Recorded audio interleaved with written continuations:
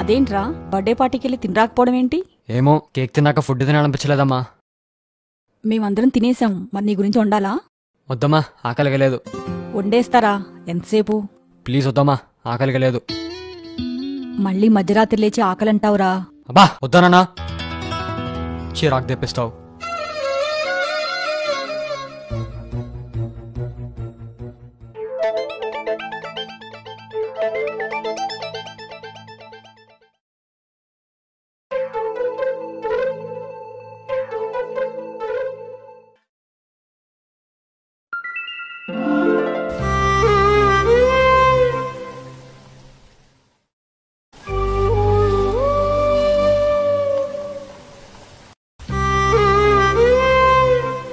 అసలు అసలు ఏముందమ్మా?